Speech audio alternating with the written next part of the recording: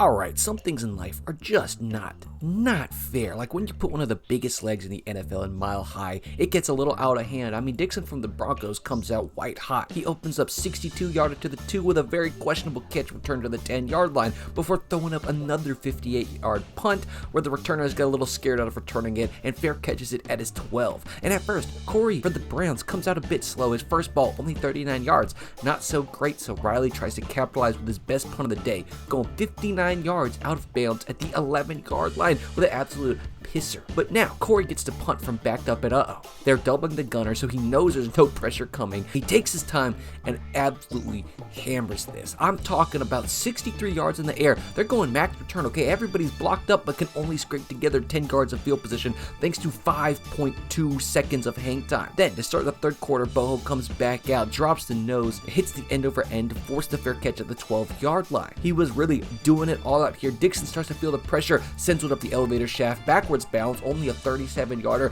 and now Cory was about to feast on his weakness. He sets off an absolute monster, 63 yards in the air. Riley Dixon in shambles as this one takes a favorable bounce for the Browns inside the 10 to sit at the 8-yard line, where eventually they force the Broncos punt after 2 plays and 2 touchdowns, and Riley has to bail them out, but only hits a 41-yarder to the 29, giving Cory time to cook inside the 20, and my God, give this man a Michelin star. 48 yards down to the 4, forcing the Broncos to go long lengths of the field, which they do, but then Cory has to come back out, ball at the 40, and he hits what we call a 60-40 ball, okay? You hit the ball over the head of the returner knowing there's a high chance it could be a touchback, but the end result of that touchback being 40 yards of net punt, so you don't care what happens, and Cory Bojorquez does that perfectly. 56 yards in the air, bounces through the end zone, but Cory Bojorquez, only 1 mid-punt followed up by 3 60-yarders when you're in the open field, and 2 punts to pin them, 3 inside the 20, 1 inside the 10, 1 inside the 5. He is absolutely nuts. And hey, Riley Dixon had an unbelievable first half too, but Cory,